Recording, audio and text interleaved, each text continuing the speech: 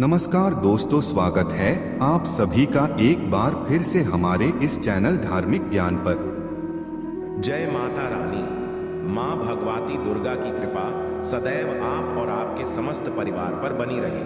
दोस्तों, आस्था का महापर्व छठ बहुत जल्दी प्रारंभ होने वाला है। प्रत्येक वर्ष कार्तिक मास की शुक्ल पक्ष की षष्ठी तिथि को छठ महापर्व मनाया जाता है।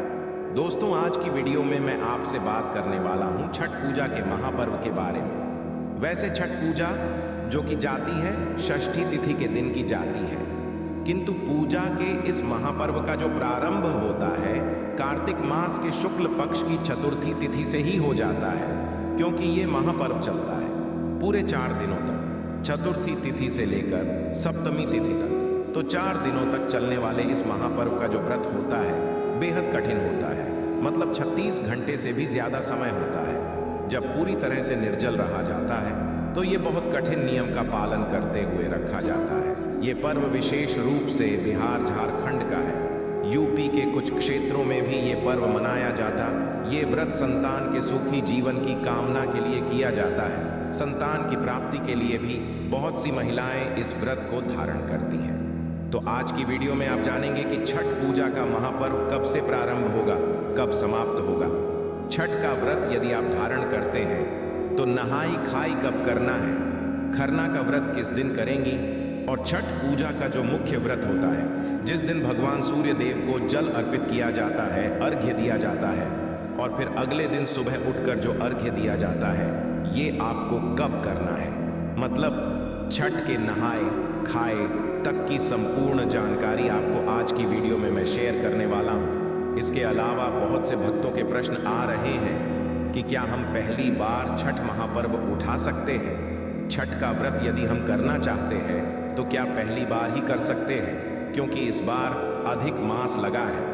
तो इसलिए बहुत सारे लोगों के इस प्रकार से प्रश्न हैं। तो आज की वीडियो में आपके सारे प्रश्नों के उत्तर भी मिल जाएंगे, और छठ पूजा की संपूर्ण तिथियां, अर्घ्य देने का समय, पारण का शुभ मुहूर्त, सारी जानकारी आपको आज की वीडियो में मैं शेयर करने वाला हूं। तो आज की वीडियो बहुत महत्वपूर्ण है, पूरा जरूर लीजिए। अच्छी लगी वीडियो तो लाइक भी जरूर कीजिएगा, क्योंकि आपके लाइक्स, आपके कमेंट्स मेरे लिए बहुत महत्वपूर्ण होते हैं। यही एकमात्र जरिया है जिनसे मुझे पता चलता है कि आपको ये वीडियो अच्छी लगती है और आपके लिए ये वीडियो उपयोगी है। तो यदि वीडियो अच्छी लगे तो लाइक तो जरूर ही किया कीजिए। और अब बात करते हैं छठ पूजा के नहाई खाई से लेकर पारण तक की संपूर्ण विधि और नियम के बारे में। तो देखिए, छठ पूजा का पहला दिन होता है नहाई खाई का दिन।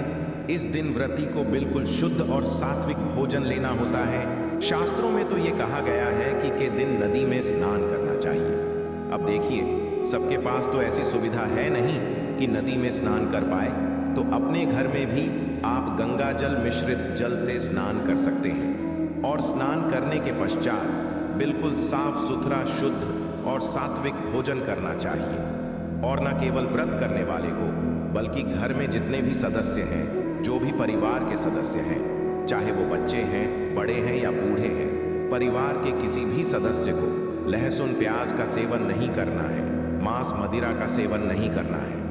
एक दिन पहले ही घर की साफ सफाई कर दी जाती है। घर में जितनी भी तामसिक चीजें, सभी चीजें एक दिन पहले से ही वर्जित हो जाती हैं। तो नहाई खाए के दिन बिल्कुल शुद्ध और सात्विक भोजन बनता है। ज्यादातर स्थानों पर चने की दाल और कद्दू की सब्जी बनती है, चावल बनता है।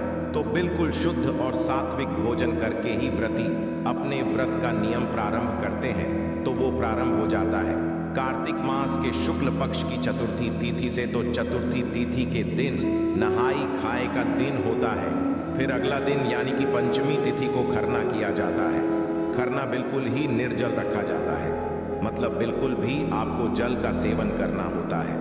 खरना का व्रत जो होता है बिल्कुल निर्जल व्रत होता है। शाम के समय एक समय मीठा भोजन किया जाता है। इस दिन गुड़ से बनी हुई चावल की खीर बनाई जाती है, और फिर कुछ स्थानों पर गुड़ की खीर के साथ रोटी बनाई जाती है, मतलब बिल्कुल सादा रोटी, और इसमें घी लगाकर फिर गुड़ की खीर के साथ व्रती अपना व्रत खोलते हैं।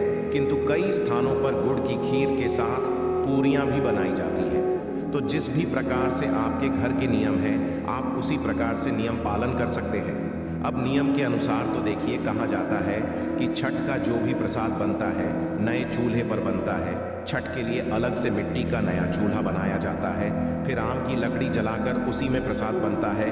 जो भी व्रती के लिए भी जो भोजन बनता है वो इसी प्रकार से नए चूल्हे पर ही बनता है। मतलब नॉर्मली जो प्रतिदिन चूल्हा प्रयोग किया जाता है उसका प्रयोग प्रसाद खाने के लिए, प्रसाद बनाने के लिए नहीं किया जाता। किंतु अब क्योंकि शहरों में बहुत से लोग रहते हैं तो किस प्रकार से वो अलग से चूल्हा बनाएं, ये पॉसिबल नहीं हो पाता है। तो ऐसे में आपको घर में अपने साफ सफाई का पूरा ध्यान रखना है। मतलब देखिए, ऐसा नहीं होना कि आपके घर में नॉन वेज बनता है उसी चूल्हे पर, फिर उसी चूल्हे पर आप छठ पूजा का प्रसाद बना रहे हैं। ऐसा बिल्कुल मत कीजिएगा। यदि आपके घर में नॉन वेज बनता है, वैसे तो बनना ही नहीं चाहिए, किंतु यदि आपके घर में नॉन वेज बनता है और आप छठ पूजा भी करते हैं तो आपको अलग से छठ पूजा के लिए नया चूल्हा जरूर ले लेना चाहिए। किंतु यदि आपके घर में केवल लहसुन प्याज बनता है तो ऐसे में आप चूल्हा साफ करके भी उस पर प्रसाद बना सकते हैं। गंगा जल इत्यादि अपनी रसोई में छिड़क लीजिए, फिर उसके पश्चात से उसी चूल्हे पर भी आप प्रसाद बना सकते हैं। कोई नहीं है, अच्छा खरना का जो व्रत होता है उसमें बिल्कुल भी नमक का सेवन नहीं किया जाता है। मतलब बिना नमक का जो शाम को भोजन होता है वो किया जाता है। अब खरना के पश्चात आता है अगला दिन जो कि मुख्य सृष्टि का व्रत होता है, छठ पूजा। तो छठ पूजा विशेष रूप से तीसरा दिन होता है। इस दिन संध्या काल में अर्घ्य दिया जाता है अस्ताचलगामी सूर्य को। तो इस दिन सुबह से ही तैयारियां प्रारंभ हो जाती है, क्योंकि सुबह से ही जो प्रसाद की टोकरी होती है, सूप होता है, उसको सजाकर और फिर शाम के समय घाट में जाकर, मतलब नदी में, फिर तालाब में, किसी भी पोखर में या फिर जलाशय में जाकर और जल में खड़े होकर अस्ताचलगामी सूर्य को जल दिया जाता है। तो मुख्य प्रसाद के रूप में ठेकुआ बनाया जाता है, फल इत्यादि टोकरी में सजाए जाते हैं, सूप में सजाया जाता है और फिर भगवान सूर्य देव को अर्घ्य देने के लिए व्रती संध्या काल में, मतलब शाम के समय चले जाते हैं घाट के पास और वहां जाकर जल में खड़े होकर डूबते हुए सूर्य को अर्घ्य देते हैं और भगवान सूर्य देव से प्रार्थना करते हैं। छठ पूजा के महापर्व का चौथा दिन होता है सप्तमी तिथि, जिसमें सुबह उगते हुए अर्घ्य देने के पश्चात इस व्रत का पारण किया जाता है।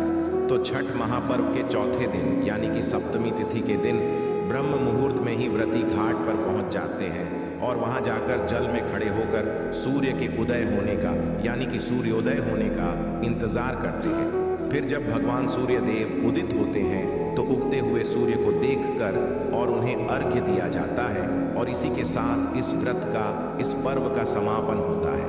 उगते हुए सूर्य को अर्घ्य देने के पश्चात व्रती प्रसाद खाकर अपने व्रत का पारण करते हैं और 4 दिनों तक वाले इस आस्था के महापर्व का समापन हो जाता है। और अब बात करें कि इस साल यानी कि साल 2023 में छठ महापर्व का प्रारंभ कब से होगा। देखिए, नहाए खाए 17 नवंबर को है, यानी कि 17 नवंबर 2023 से शुक्रवार से ही व्रत का प्रारंभ हो जाएगा। यानी कि महापर्व का प्रारंभ जो हो रहा है शुक्रवार से होगा। 17 नवंबर से 18 नवंबर को यानी कि शनिवार के दिन आप खरना करेंगे। 19 नवंबर 2023 यानी कि रविवार के दिन षष्ठी तिथि का मुख्य व्रत रखा जाएगा। मतलब को अस्ताचलगामी सूर्य को जो अर्घ्य देना है वो आपको रविवार के दिन करना है। 19 नवंबर 2023 को 20 नवंबर को यानी कि सोमवार के दिन सुबह उगते हुए सूर्य को जल देकर आप अपने व्रत का समापन करेंगे, व्रत का पारण करेंगे। इस व्रत में सूर्योदय और सूर्यास्त का बहुत महत्व होता है। तो 17 नवंबर को सूर्योदय काल का समय रहेगा सुबह 6:45 पर और शाम को सूर्यास्त होने का समय रहेगा शाम को 5:27 तक। मतलब 17 नवंबर के सूर्योदय और सूर्यास्त का समय आपको ये प्राप्त हो रहा है। नवंबर को सूर्योदय काल का समय रहेगा सुबह 6:46 पर और सूर्यास्त का समय रहेगा शाम को 5:26 पर और 19 नवंबर को सूर्यास्त का समय होगा शाम को 5:26 पर। 19 नवंबर को सूर्यास्त होने का समय बहुत महत्वपूर्ण है, इसे नोट करके रखिए क्योंकि इसी समय में सूर्य को अर्घ्य देना है। अस्ताचलगामी सूर्य को अर्घ्य देने का समय रहेगा शाम को 5:26 पर 19 नवंबर 2023 को रविवार के दिन और 20 नवंबर 2023 को सूर्योदय काल का समय रहेगा सुबह 6:00 पर। इसी समय में आपको उगते हुए सूर्य को अर्घ्य देना है और अपने व्रत का समापन करना है। इस व्रत में छठ माता की और भगवान सूर्यदेव की विशेष रूप से पूजा आराधना की जाती है। छठ माता जो कि सृष्टि देवी मानी गई है, इनकी पूजा से संतान प्राप्ति में आ रही बाधाएं भी दूर होती है और संतान की हर प्रकार के संकटों से रक्षा भी होती है। ऐसा कहा जाता है कि छठ महापर्व का व्रत धारण करने से, छठ महापर्व की पूजा करने से घर में सुख समृद्धि आती है, क्योंकि छठ माता समस्त प्रकार की को पूर्ण करने वाली देवी मानी गई है। तो इनकी पूजा करना अत्यंत श्रेष्ठ माना गया है। अब कई लोगों के प्रश्न है कि क्या हम पहली बार छठ का व्रत शुरू करना चाहते हैं तो कर सकते हैं। देखिए, इस साल लगा है अधिक मास और ऐसा कहा जाता है कि जिस साल अधिक मास लगता है उस साल छठ पूजा का व्रत शुरू नहीं करना चाहिए, किंतु फिर भी आप अपने परिवार में जरूर पूछ लीजिए। यदि आपके बड़े बुजुर्ग इस बात की राय दे रहे हैं कि आप व्रत कर सकते हैं तो बिल्कुल आप कर सकते हैं, किंतु बिना पूछे आपको पहली बार ये व्रत शुरू नहीं करना है। वैसे भी छठ पूजा का जो व्रत होता है वो बिल्कुल हमारे परिवार में जिस प्रकार से होता है हम उसी प्रकार से करते हैं। किसी को देखकर या किसी और के परिवार का नियम हम अपने परिवार में नहीं लेते हैं। तो छठ माता का व्रत बहुत सारे नियमों का पालन करने के पश्चात ही किया जाता है। कई कठोर नियम हैं इसमें जिनका पालन करना अत्यंत आवश्यक होता है। तो आपको अपने परिवार के नियम और परंपरा का ध्यान रखकर ही छठ पूजा का व्रत शुरू करना है। आशा है कि आज की इस प्रस्तुति में बताई गई जानकारी आपको अच्छे से समझ आ गई होगी। वीडियो अच्छा लगा हो तो एक लाइक अवश्य कर दें। धन्यवाद वीडियो के अंत तक बने रहने के लिए।